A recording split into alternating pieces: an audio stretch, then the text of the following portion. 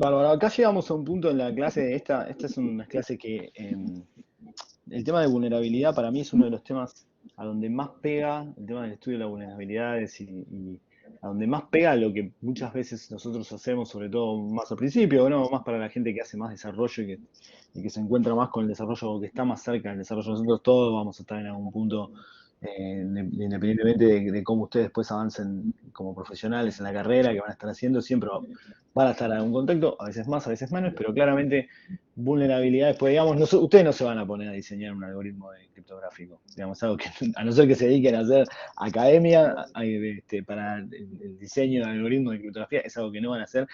Y si no se dedican exclusivamente a eso, es una mala idea siempre que ustedes se pongan a diseñar un algoritmo criptográfico, porque lo más probable es que le pifien y que salga como el culo y que genere un montón de problemas. Y ha pasado mucho. ¿Se acuerdan? Hay un protocolo cuando Wi-Fi salió, el protocolo de comunicación de Wi-Fi estaba encriptado con un algoritmo de stream. Por ahí Pablo ya habló de algo de esto, el RC9, y fue un algoritmo que los diseñaron los propios expertos en comunicaciones que habían diseñado el Wi-Fi. O sea, ellos mismos dijeron, che, necesitamos ponerle algo de seguridad. Bueno, hagamos esto así. Tenía 800, ustedes seguro se acuerdan que al principio Wi-Fi fue un desastre. Los primeros protocolos de Wi-Fi eran malísimos y tenían súper problemas de seguridad. Bueno, y una de las razones fue por eso, fue porque la gente que diseñó el algoritmo, de utilizar algo que existía, que había sido diseñado y pensado por gente de seguridad y que sobre todo había sido muy testeado, ellos salieron con su propio esquema de algoritmo y funcionó mal, obviamente, como es en esos casos. Entonces, el tema de las vulnerabilidades es algo que desde el punto de vista de programación y de programar aparece todo el tiempo. Em, y acá aparece dos ideas que son muy fuertes y están siempre de la mano. Bueno, si yo construyo un sistema, ¿cómo sé yo? ¿Cómo puedo decir que ese sistema va a ser confiable?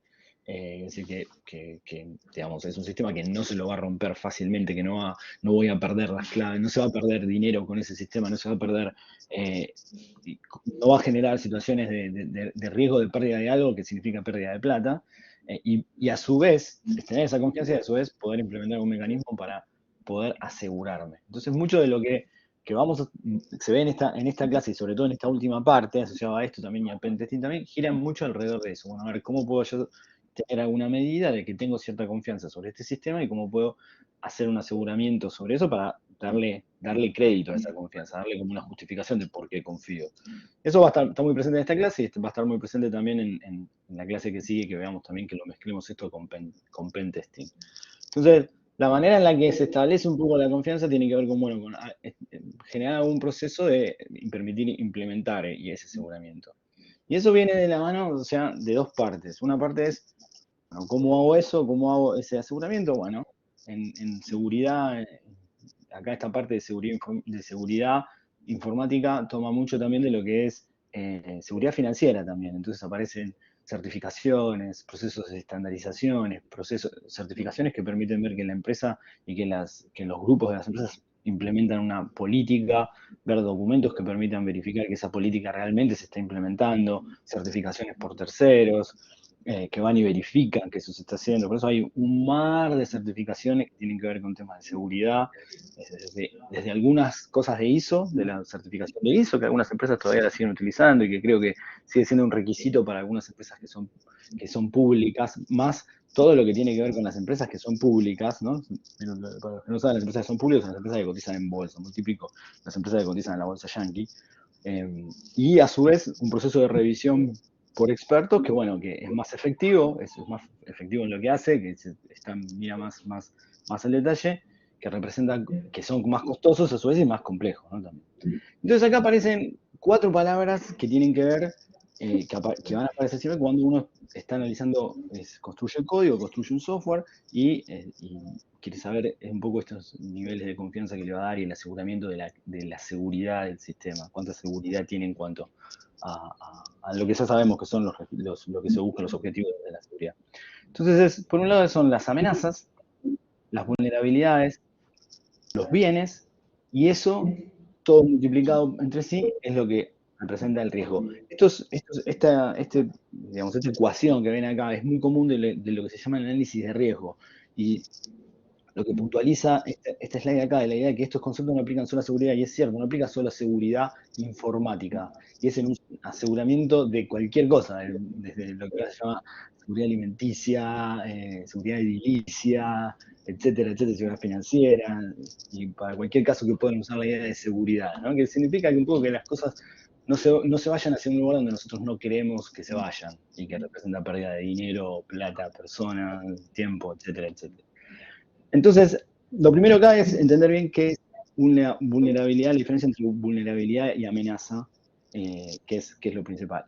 Yo creo que la mejor manera de ver eso, que es la diferencia de la vulnerabilidad, es un bug que hizo un upgrade, un bug que se hizo un upgrade, y representa un bug que potencialmente puede ser utilizado y explotado para romper alguno de los objetivos de seguridad que un sistema originalmente tenía. Digamos, es imagínense un bug que, ¿vieron? ¿Se acuerdan lo de bug y feature, no? Que es el bichito que se pone un traje y se transforma en un feature. Bueno, acá es el bichito, el bug, que se pone unos anteojos oscuros y un traje se convierte en un black hat, pero un hacker, así, un faso o algo así, y se transforma en un faso. Pero esa es un poco la idea. La idea es que las unidades son bugs, es algo intrínseco, es algo que está en los propios sistemas y que evidentemente se puede utilizar para romper algunos de los objetivos de la seguridad propia del sistema y en base a eso derivar en una amenaza sobre el sistema, en una amenaza real sobre el sistema. Y entonces ahí aparece, bueno, que es la medición del riesgo.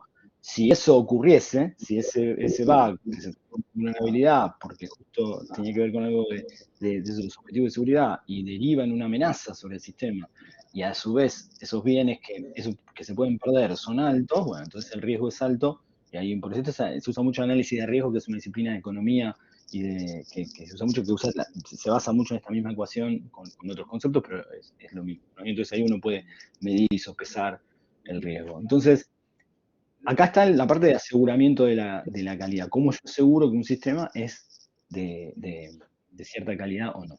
En principio, hay algo que creo que es uno de los mensajes que siempre Pablo intenta hacer que toda la cátedra de criptografía transmita, y que después es algo que se intenta ver que en los finales ustedes también puedan ser conscientes de eso, es que seguridad es muy compleja. Hacer que un sistema sea seguro es hiper complejo, es muy difícil.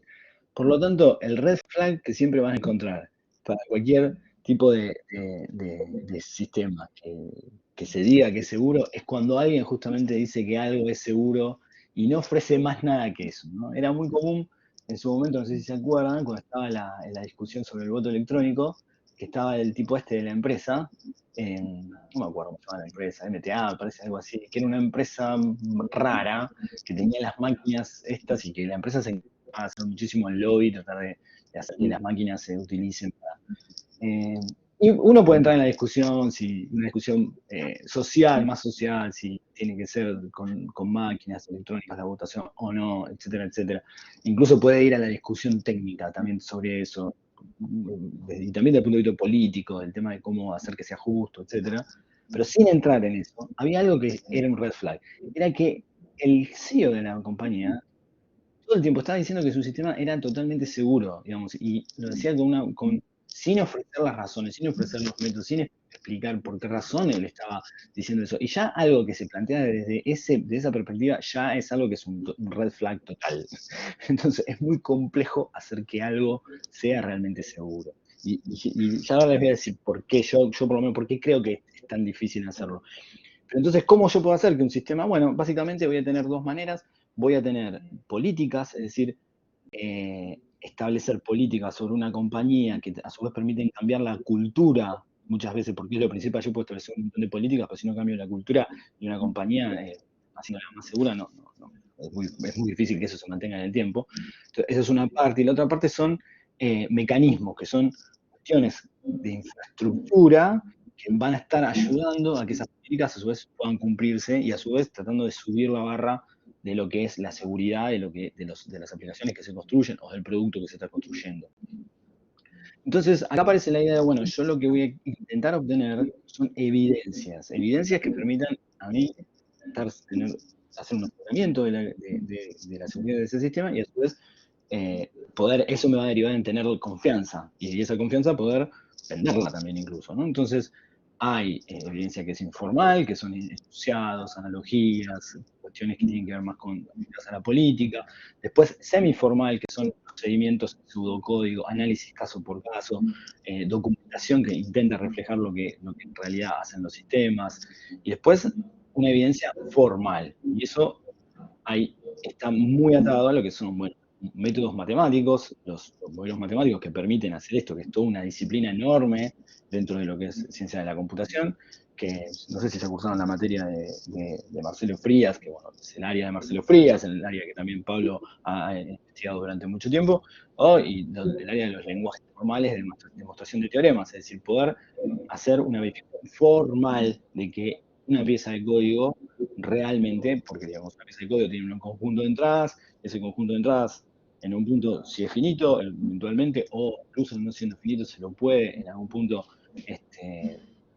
hipotetizar que eso y controlar cuáles van a ser las entradas que tiene y cuál va a ser la salida que va a tener, y por eso hacer una sistematización de que formalmente hace lo que tiene que hacer, lo que debería hacer para lo que se lo diseñó. Y así, que es toda una disciplina enorme, que por ahora lo que tiene el problema que tiene que sigue siendo acotada en cuanto a qué se puede probar, qué es lo que se puede probar, porque es muy complejo, sigue siendo complejo, hay muchísima investigación y sigue siendo complejo, ¿no? Quien quisiera, ideal, la solución ideal, uno poder agarrar una pieza de código, pasarla por una verificación formal y que darle la especificación de lo que darle las precondiciones de lo que tiene que hacer, las postcondiciones, la salida que tiene que hacer y verificar si eso realmente se cumple. Entonces estoy seguro que eso hoy se hace para piezas de código acotadas, situaciones acotadas, que son muy, muy críticas, ¿no? Donde el riesgo de lo que pasa, estamos hablando de una explosión nuclear o cosas así, que bueno, justifican y permiten, algo hiperacotado, permiten hacer algo así.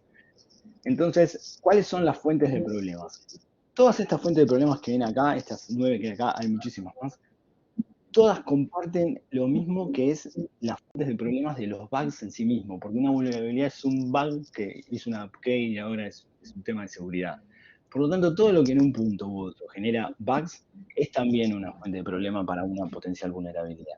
Y es que en definitiva es eso. Por esa razón, es muy complejo hacer código que realmente construir un sistema que realmente sea muy seguro, porque es muy difícil hacer software que no tenga bugs, que esté exento de bugs, porque es muy complejo. Es muy complejo poder visualizar toda la situación. Es muy complejo a todos los niveles, no solo es a los niveles de la programación en sí, sino es complejo a nivel del diseño, es complejo a nivel de los requerimientos, es complejo además con las propias restricciones del costo, del time to market, de salir al mercado. Por lo tanto, el escenario es un escenario de mierda, es muy difícil. Es muy difícil. Entonces, fíjense, por ejemplo, fallos en implementación de hardware, obvio, fallos en el diseño, requerimientos incompletos. Todo esto son problemas de los bugs en sí mismos, uso indebido del sistema. Este también es interesante, el uso indebido del sistema. Y a mí me da la impresión siempre de que muchas veces nosotros cometemos bugs cuando algo se arma de una manera y después, por una cuestión de una adaptación que se le hace a ese software, los software van evolucionando, ¿no? Es una evolución constante. En la analogía del software como una casa, en realidad creo que es incorrecta, es mejor la idea de ver al software como un sistema biológico, ¿no? De hecho, hay como una teoría dentro de la ingeniería del software que gira un poco a ver eso, en vez de hacer la típica arquitectura, bueno, decir, no, acá hay una evolución de un sistema que está evolucionando, tiene una etapa de nacimiento, de crecimiento y de muerte, ¿no? Entonces ver como la obsolescencia de una pieza de software, no como la obsolescencia en sí de una casa que se viene abajo, sino haciendo esa analogía, como un ente biológico que está en las últimas. Porque el software evoluciona más de esa manera, es muy flexible, muy maleable y va evolucionando más de esa manera. Entonces muchas veces una fuente de orígenes de problemas en software es cuando algo que se origina de una manera, por ejemplo, ustedes tienen una variable en el código que la usan como un objetivo, de repente puede ser útil usarla para otro objetivo. Entonces, como dice, bueno, pero yo puedo usar esta variable también que la estoy usando para esto, lo puedo usar para detectar esto otro, y además eso facilita, es algo que se hace muchísimo porque facilita hacer la implementación rápido, existe, está por otro lugar, y eso es de cajón, que a la larga eso va a ir a parar a un eventual bug que puede derivar en una vulnerabilidad de seguridad, si justo eso tenía que ver con eso. Entonces, toda la fuente de problemas gira alrededor de la fuente de problemas de los bugs en sí mismos, ¿no? Entonces lo que se intenta entre las políticas, en los cambios de política, es hacer un aseguramiento de todo el ciclo de vida, de toda esta vida que tiene esa pieza de software. Entonces, porque es lo que ustedes ya seguramente vieron en la universidad también de ingeniería de software, cómo hacer software de calidad. Bueno, aplica lo mismo. El software que es de calidad, de por sí, está haciendo software que ayuda a que la seguridad sea mejor. Eso es evidente. Eso va a ocurrir siempre, porque el software que está construido de una manera de mejor calidad es menos probable que tenga bugs que deriven en vulnerabilidades. Entonces, el aseguramiento de todo ese ciclo de vida es, bueno, ver los requerimientos, ver cómo se están haciendo esos requerimientos y incluir dentro del análisis de requerimientos la realización de que el software tiene que ser seguro. Este fue un problema por años en el desarrollo de software. Hoy, alguna vez aparece, es más raro, de que en la seguridad se la consideraba que se agregaba al final del proyecto. Entonces no se lo consideraba durante toda la etapa. Entonces, es decir, se arrancaba, se construía algo, nadie había considerado nada con relación a tema de seguridad y al final de todo se le ponía algo de seguridad, ¿no? Por ejemplo, Internet, muchas de las cosas de Internet, el protocolo de TCP/IP, eh, tiene eso, o sea, no tiene nada de seguridad incorporado. Originalmente parecía que había sido este el tema en el que se había desarrollado, es decir, se lo había pensado de una manera en la cual se favorecía poder establecer la comunicación y no que esa comunicación sea confidencial, digamos, no teniendo en cuenta requisitos de seguridad. Pero Vinton Cerf, en una entrevista, él dijo que específicamente no sé si lo dijo de verdad, porque se dio cuenta de lo que habían desarrollado, pero él dijo específicamente que le han pedido de temas de Internet se desarrolló bajo ARPANET y todo el tema de seguridad militar de Yankee, y le habían pedido específicamente que no querían que la información tuviese, por ejemplo, que esté encriptada y requerimientos de seguridad que ellos los habían considerado y se los habían rechazado dentro de lo que era el protocolo. Pero bueno, pero mucho software durante mucho tiempo se desarrollaba de esa manera. Entonces, sobre todo estos últimos 10 años, 15 años, por ahí un poco más, hay como una idea de que, bueno, la seguridad tiene que estar en todo el proceso de desarrollo, incluyendo la parte de análisis de requerimientos y teniéndolo en cuenta como algo característico que tiene que estar desde raíz desde el propio sistema. Porque si no, termina siendo algo que es muy complejo de agregar al final, porque justamente eso no se tuvo en cuenta al principio, hay cosas que están diseñadas que son difíciles de cambiar. Y la idea de este aseguramiento, que también a veces se dice hardening en el ciclo de vida, tiene que ver con todo. Y no solo limitarse hasta las cosas que son del software en sí, sino también incluir todo lo que va por afuera, los grupos de trabajo, los ciclos, cómo hace la empresa para mantener desde credenciales en los propios sistemas hasta el manejo de los papeles que maneja la corporación, es decir, ser mucho más abarcativo y considerar todos los side channels que están alrededor para tener una política más general de seguridad como algo intrínseco que esté incorporado en el devenir de todas de los que trabajan en la empresa todo el tiempo, ¿no? Y entonces aparece, bueno, la idea del análisis de requerimiento. Entonces, fíjense que acá un poco la idea es esto, es la definición de lo que es la amenaza. Es decir, un bug se transforma en una vulnerabilidad, un bug dentro de una pieza de software se transforma en una vulnerabilidad, que es cuando un bug se lo puede explotar para romper alguno de los requerimientos que están asociados a la ciudad. Por ejemplo, perder confidencialidad, o perder la integridad, o provocar una denegación del servicio, que el servicio no esté disponible porque ese bug derivó en una vulnerabilidad, una debilidad que alguien puede eventualmente explotar y alcanzar la amenaza de que de repente el sistema se caiga. Entonces, esa es la manera en la que lo tienen que considerar. Y ese efecto que es el efecto no deseado, y ahí está lo otro que es por lo cual también es complejo hacer desarrollo de sistemas que sean seguros, digamos, que uno pueda afirmar. Es seguro de lo que todo el mundo considera seguro, ¿no? Nosotros no estamos estudiando todo esto, pero lo que todo el general de la gente considera seguro, incluso la gente de informática que no está con la mente pensándola en una materia de seguridad, que es el efecto no deseado. Y ahí está lo que ocurre. Es muy difícil ver todas las consecuencias, porque estamos en un espacio de pensamiento, un espacio de consideración, que es complejo ver todas las alternativas posibles a todo lo que se hace. Entonces, puede haber alguna combinación de esas alternativas que genere un efecto no deseado. Ese efecto no deseado puede ser una pavada, puede ser quizás alguna pavada dentro del sistema, o puede ser justamente un efecto no deseado que ataque a alguno de estos objetivos y entonces ahí aparece esa vulnerabilidad, esa debilidad en la seguridad del sistema, porque de repente hay una beta por la cual se puede ir por un lugar que no es el que originalmente se pensó para el sistema para limitar quiénes pueden y quiénes no, o cómo puede y cómo no. Entonces, una técnica que se usa mucho y que es mucho, esta técnica también es hiper general, es el modelado de amenazas. Es el modelado de amenazas de entender y cuando alguien construye un sistema, dentro de esa construcción del sistema, intenta ponerse en la piel de quién va a atacar ese sistema y cuáles podrían ser las vetas por las cuales puede entrar. Esto es re complejo, y es re complejo de las razones que es re complejo porque cuando ustedes se ponen el sombrerito de seguridad, es similar a lo que ocurre cuando se ponen el sombrerito de QA, de Quality Assurance. O sea, tienen que cambiar la lógica, sobre todo si la misma persona hace las varias cosas, es decir, desarrolla también y es el arquitecto del sistema y está cumpliendo ese rol, tiene que ponerse, sacarse el sombrero de arquitecto, desarrollador y ponerse el de QA. Ya eso es difícil. Con seguridad es más difícil todavía, porque no solo tiene que sacarse el de QA, sino que tiene que ver que si las cosas van a andar bien o mal, y con probar entradas raras y probar, ver como una postura de ataque, que es lo mismo, que fíjense, los QA hacen lo mismo. Si ustedes piensan en esto, que en la vulnerabilidad del bug es lo mismo, en los QA hacen lo mismo, pero obviamente con objetivos más generales, pero tienen que hacer lo mismo, tienen que ponerse en una idea, en una postura de ataque hacia el sistema. Y bueno, lo mismo es lo que tiene que ser alguien de seguridad. Entonces es difícil hacer el modelo de amenaza siendo quien construye el sistema, pero es una pieza clave el modelo de amenazas en poder entender, bueno, esto que yo construí, por dónde se le puede atacar, cuál es la superficie de ataque que tiene, cuáles son las cosas que se pueden pasar. Hay tres perspectivas para hacerlo. Una es centrada en el atacante, que es yo, Pepito Hacker, voy a atacar el sistema, ¿qué pues lo que puedo hacer? Quiero obtener o no obtener esto, ¿qué es lo que puedo hacer?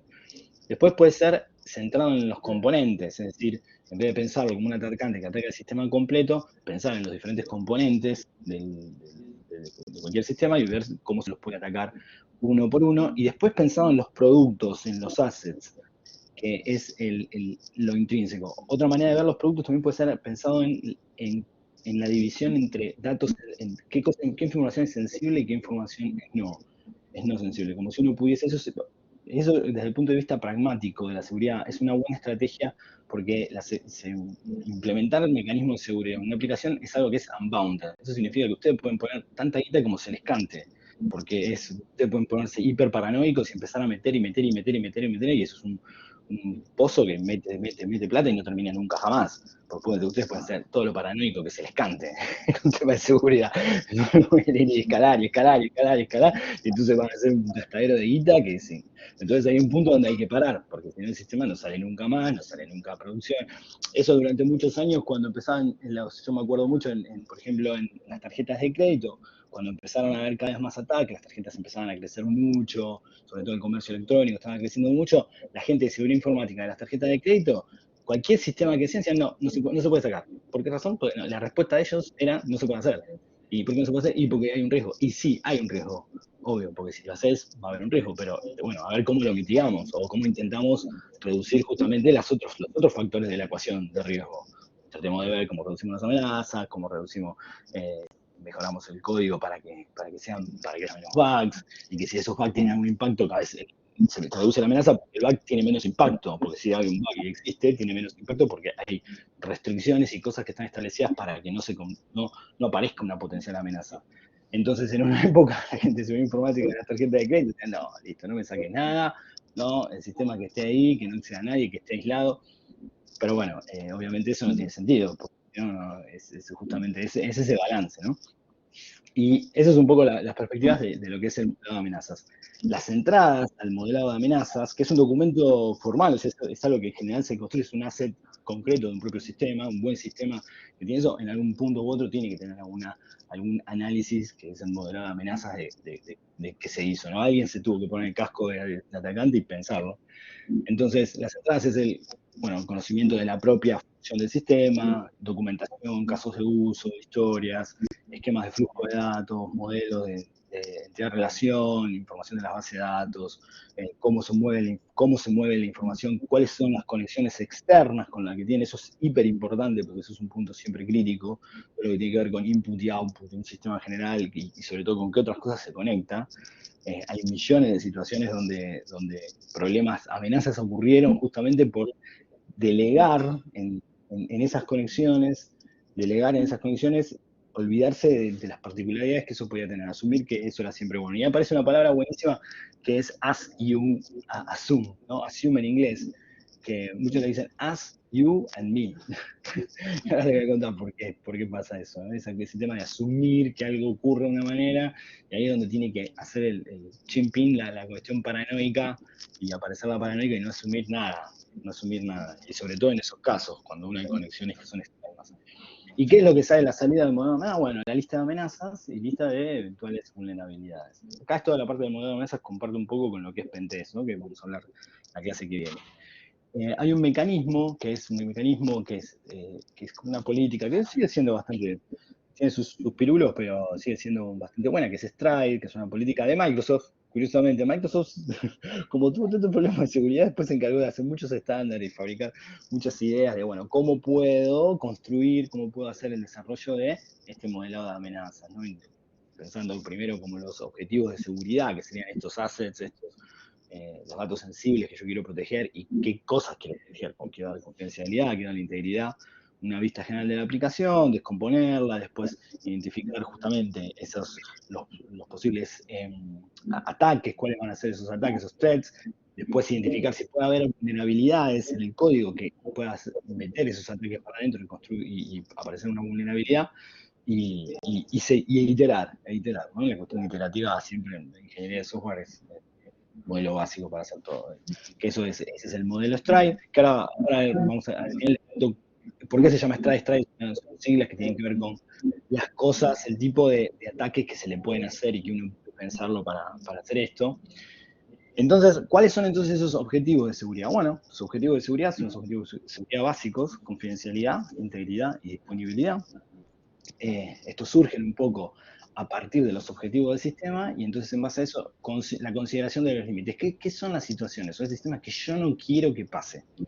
Algo que ponele, yo no lo hablé mucho con vos, Pablo, todavía, pero que creo que en un momento de alguna charla que tuvimos, algo contamos. A mí algo que me da mucha cosa con el tema del cripto, este auge de cripto, que es súper hype ahora, y los millones que hay. Ustedes no saben, yo estoy acá en Inglaterra, ¿saben lo que es Londres? La cantidad de startups, de fintech, de temas de cripto que hay.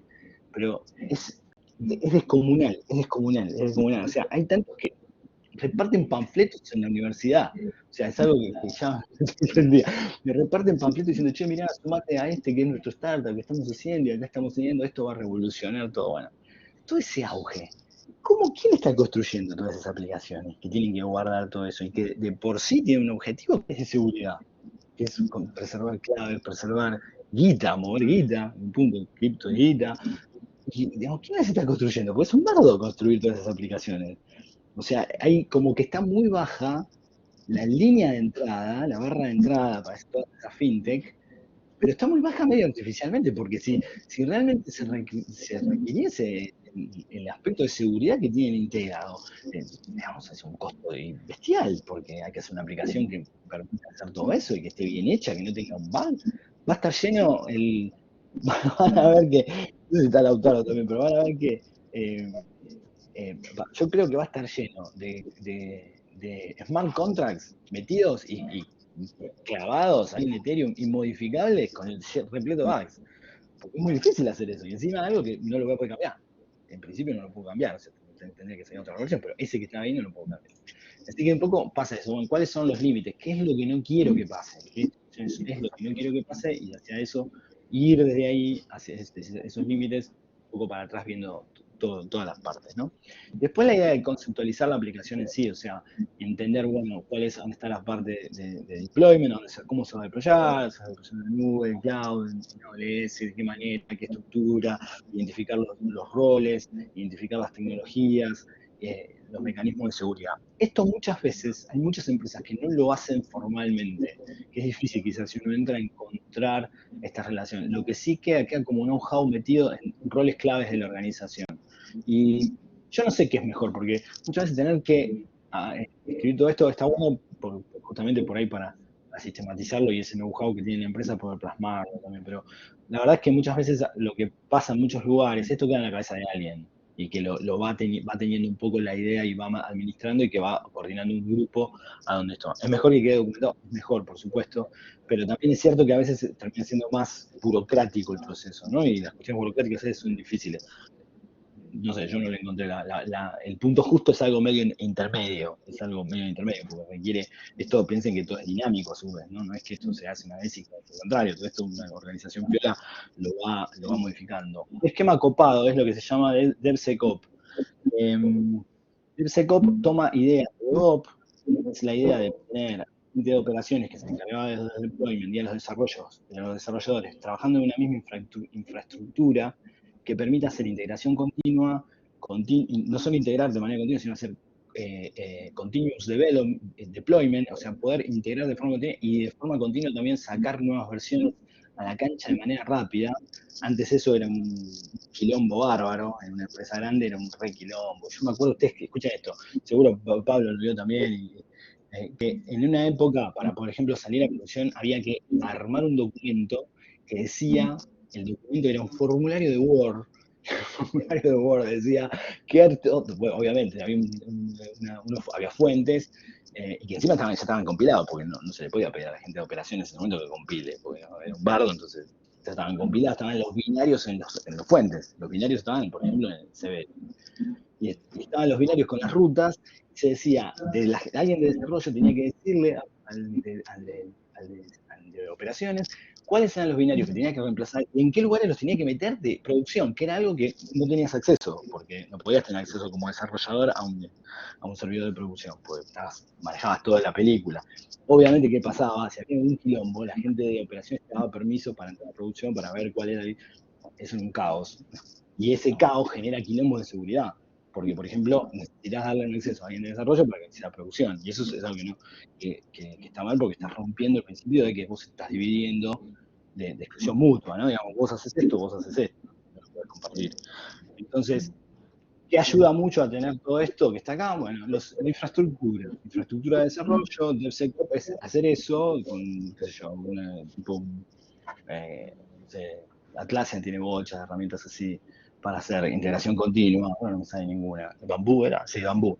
Como Bambú o con cosas más sofisticadas, o incluso, qué sé yo, ya con muchas herramientas de Docker, Kubernetes tienen incorporado esto para poder hacer esta integración continua que involucra cosas de seguridad también.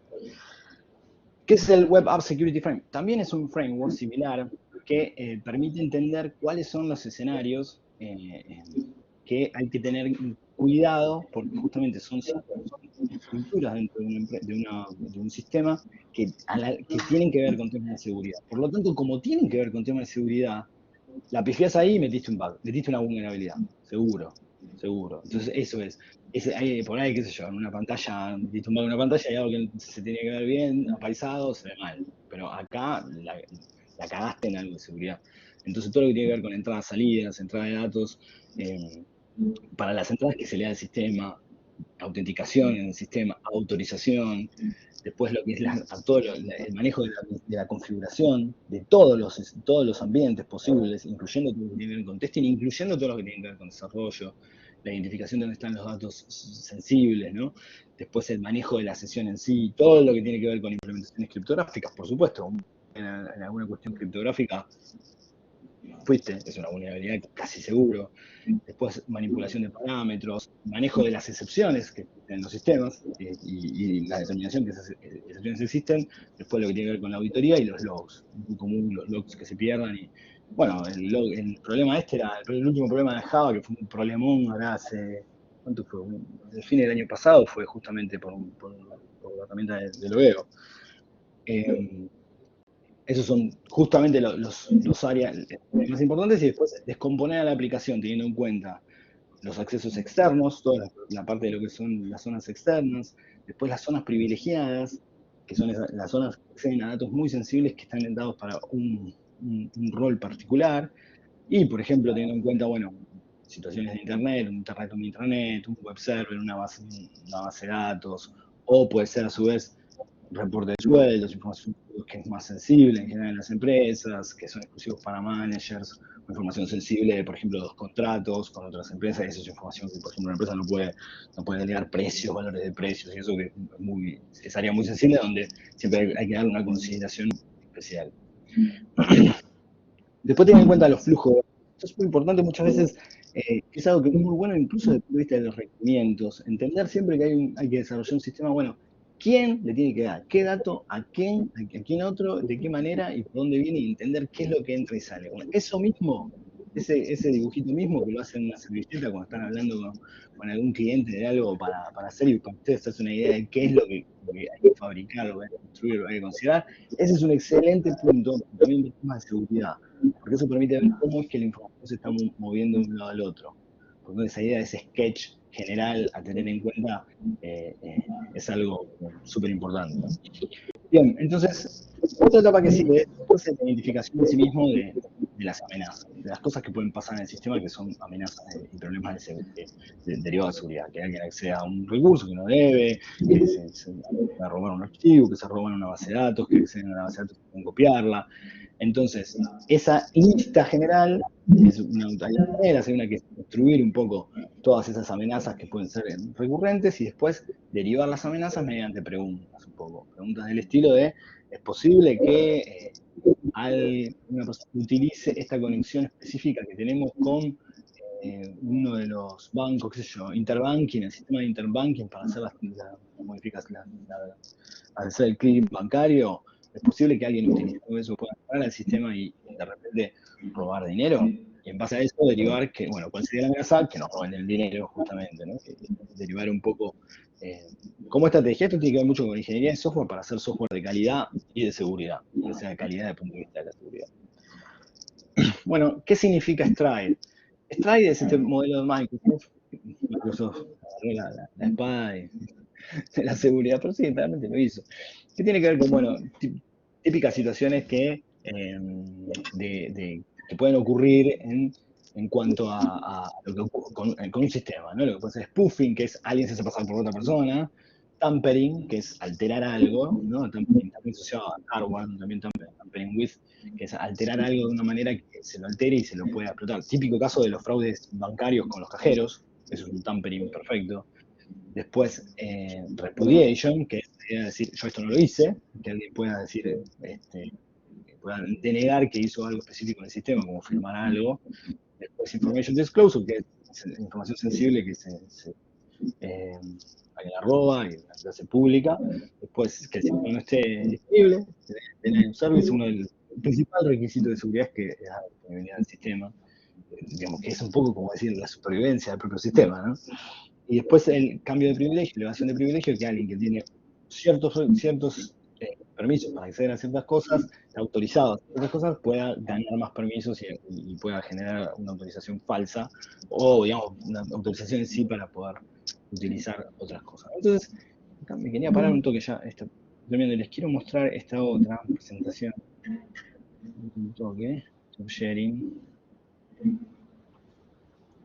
Que tiene que ver con algo, les voy a contar un caso real de algo que me pasó, que tiene que ver con las amenazas. Y con esta idea un poco de programación defensiva. Esto, bueno, va por muchos lugares el área de programación defensiva. Y es algo interesante porque es una buena postura, no sé si para implementarla todo el tiempo, pero sí para tenerla en cuenta. Programación defensiva, parecía, es la misma idea, ¿vieron? De conducción defensiva, porque apunta a lo mismo. Exactamente lo mismo, seguridad, conducción, bueno, esto es lo mismo. Es programación defensiva. Y la idea un poco de programación defensiva es, este gráfico que tienen acá, es un gráfico que lo que apunta es cómo uno puede actuar más en lo que es en tiempo online, ¿no? Cuando hay un problema en una aplicación que está corriendo, bueno, uno necesita tener la habilidad para detectarlo, que hay un problema, que hay alguien que está, por ejemplo, que accedió a un log o a una base de datos de manera incorrecta, a través de explotando una vulnerabilidad. Tener una habilidad para reaccionar sobre eso. Una vez que uno reacciona, hace algo, por ejemplo, prohíbe todos los accesos, no se puede acceder más. Al hacer eso, después necesita una manera de poder recuperar el sistema, decir, bueno, vuelvo al sistema para atrás. Y lo otro puede ser una postura, la postura es seguir estableciendo una postura defensiva en sí mismo, ¿no? Típico caso de esto es, ustedes intentan entrar a un sistema y poner un pin, y ponen un pin incorrecto, bueno, el sistema detecta que hubo un exceso de pines incorrectos, entonces se pone en un modo, eso reacciona, se pone en un modo que es no más pines, y a su vez, pero eso no puede estar así todo el tiempo. Entonces, por un timeout, después reacciona, volviendo al modo normal, y ahí se recupera y sigue en una situación defensiva. De repente levanta un flag de que de repente hubo un exceso de hacer esto. Entonces, la próxima vez que esto ocurre, quizás el timeout es mayor. Eso pasa típicamente con eso, ¿no? Y esa postura defensiva, y una idea más de programación tiene que ver un poco con esto. Esto es, ¿cuál es el impacto de un bug que después escala, se hace una vulnerabilidad, en las diferentes etapas en las cuales yo puedo intentar detectarlo? Entonces, típicamente piensen ustedes, si yo tengo un bug que me lo detecta el editor por el IntelliSense que tiene, eso es un golazo, porque me lo está detectando antes que ni siquiera compile, me lo está detectando en el momento que lo estoy escribiendo, o me lo está sugiriendo. Por eso todas las herramientas de IntelliSense garpan un montón para hacer software de calidad, porque uno puede tener a disposición todo eso, es como hacer una augmentation del desarrollador con un montón de herramientas, esas son herramientas que garpan muchísimo. Y además, todo esto garpa para la calidad general, y además para la calidad en relación a seguridad. Entonces, si yo tengo defensas, ahí tengo algo que en IntelliSense me ayuda a eso, es mejor. Por supuesto, si lo puedo tener a tiempo de compilación, es decir, si el compilador no me deja pasar algo que puede ser un bug, ¿no? Poner el pedantic, el flag de pedantic en GCC, bueno, apunto un poco a eso también, ¿no? Cualquier cosa que es un warning, que bueno, mira, acá estoy usando una variable, estoy usando que es un int, estoy usando para algo que es un unsigned. Entonces eso ya en por sí hay algo que no va bien. Eso te puede traer quilombo, puede generar una situación que no es la que vos esperás. Y justo esa que vos no es la que esperás era de repente un tema de seguridad, por lo cual generaste una vulnerabilidad. Y a su vez después en runtime, que es, bueno, cuando lo puedo correr esto, una vez que lo compilé, lo puedo correr. Y si puedo correrlo y detectar algo ahí, mucho mejor. Entonces después pasa para la parte donde hago el unit testing, que es el test time. Si yo puedo hacer testeos de unit testing que me van marcando esos límites, bueno, por lo menos lo capturo ahí. El impacto que tiene el bug, bueno, me va a faltar en el test unitario. Desde el punto de vista de mi tiempo, es por ahí malo, porque tengo que volver para atrás y volver a codearlo, etcétera, pero tiene menos impacto. Y ahí me parece después, bueno, ahora el tema del sistema de integración continua que me detecta si me aparece ahí, buenísimo. Eso funcionó bien como infraestructura para no dejar pasar esos bugs. Después, en el tiempo de QA, uno puede llevarlo esto cuando esto se entrega al cliente, si desarrolla software para terceros, o cuando hay una empresa, muchas empresas tienen las áreas de QA totalmente desacopladas. Tienen dentro de desarrollo un área de QA y aparte un área de testeo, más bien de testing, y después un área de QA aparte, que son independientes con gerentes distintos. Entonces, bueno, ahí genera quilombo con el QA, mira, pasaste 600 bugs, 600 issues nuevos y de los cuales 500 no pasaron por mi QA, ¿no? Pero bueno, desde el punto de vista del impacto es menor. O finalmente en deploy time, que es cuando esto está corriendo, que es donde tiene el mayor impacto posible. Entonces, ¿qué es lo que nosotros queremos? Que todo quede para atrás, quede hacia la derecha lo más posible. Es decir, que lo que nosotros implementemos siempre sea. Por eso es que, por ejemplo, los lenguajes que son más fuertemente tipados te permiten atrapar más bugs en tiempo de compilación. Entonces, esa es la ventaja de usar lenguajes fuertemente tipados. Es decir, tiran estructuras para que sean atrapadas en compilación. Entonces, hay lenguajes que favorecen un poco eso. Por ejemplo, hay un meme muy interesante, ustedes se fijan, Rust, las conversiones de datos que tiene es hiper específico. Y en C es un cast de una variable a la otra. Pero en Rust son 800 millones de variantes lo que puede ser un cast de una variable a la otra, porque considera la mutabilidad del objeto, la mutabilidad del dato, el tipo de datos en la estructura, el momento en el que se lo usa, quién tiene el ownership de uno y quién tiene el ownership del otro. Entonces, es como un meme que dice, bueno, para el programador de C común era un cast, punto, y en Rust son 20 cosas distintas que uno hay que conceptualizar, porque realmente representan situaciones muy específicas. Pero bueno, Rust es un lenguaje que justamente que ayuda a veces, puede ayudar, por cómo está armado, puede ayudar, puede facilitar a que los bugs aparezcan más de la derecha, lo cual implica que tienen menos impacto. Entonces ese impacto de la amenaza en sí se reduce y la ecuación del riesgo baja un poco, justamente un poco por eso, ¿no? Paso estos dos que tienen que ver con otra cosa. Y me paro acá, que tiene que ver, bueno, con la idea de programación defensiva. Primero esto de no asumir nada y tomar diciendo as, you and me. Cualquier cosa que yo asumo en cuanto a la entrada, eso que estoy asumiendo en cuanto a la entrada, estoy asumiendo que alguien me va a dar algo como yo creo que me lo va a dar. Estoy asumiendo, entonces lo que tengo que hacer es no asumir nada y pensar que esa entrada que voy a recibir es una entrada que me puede venir chota, que me pueden venir con caracteres truchos, que puede venir chota digamos, sin ningún objetivo, o con incluso un objetivo de buscar una vulnerabilidad. Entonces, ahí aparece, bueno, la idea de sanitizar todo lo que son los parámetros de entrada, y que, bueno, muchos frameworks ya ayudan a hacer todo esto, porque ya tienen mucho de esto, pues son cosas bastante estándares, hay que hacerlas y punto. ¿Qué es esto? ¿No? La frase de Kernighan y Plauger, escribir programas que puedan más o menos administrar un pequeño desastre, es decir, cuando algo viene mal, pensar que me puede venir, no asumir que me viene bien siempre, pensar que me puede mal, pero requieren paranoia y requieren mucho tiempo también. El software, cuando se hace de calidad y se hace de calidad de seguridad, no se hacen de una parada. Ahí es donde crítica estos miles de startups chiquitas, justamente.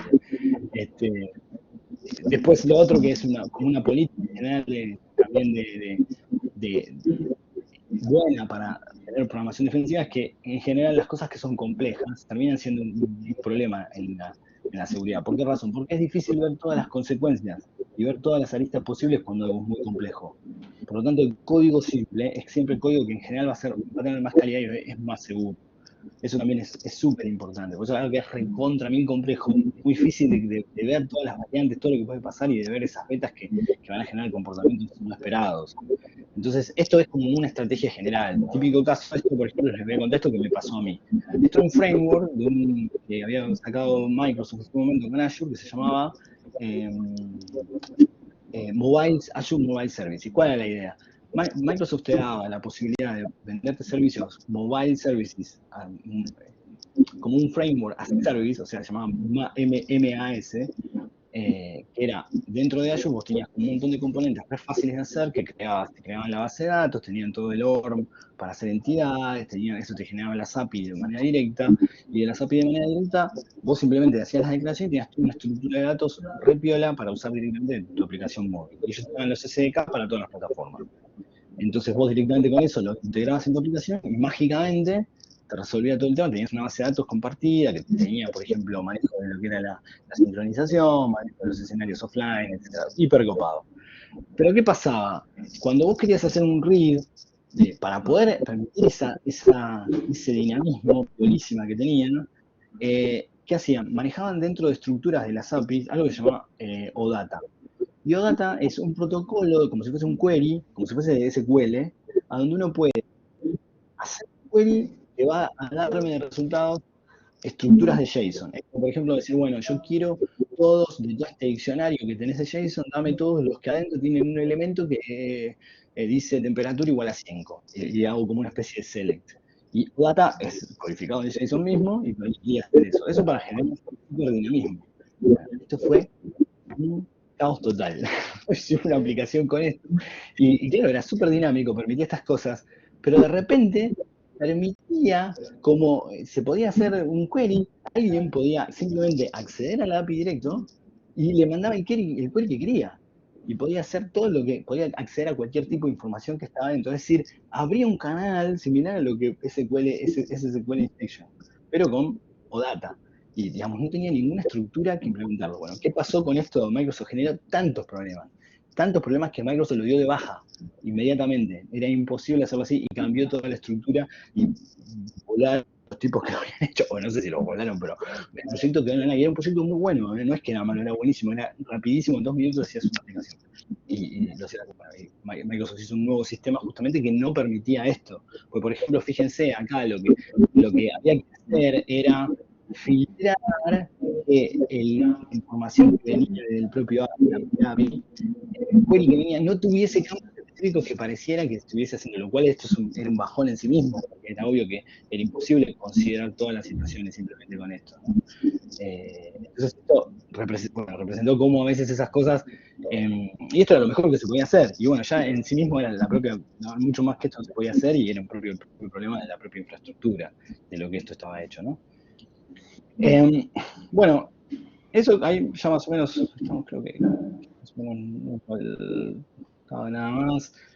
Siguiendo un poquito más con esto, no hay mucho más, tiene que ver justamente con esto mismo que les conté en la presentación.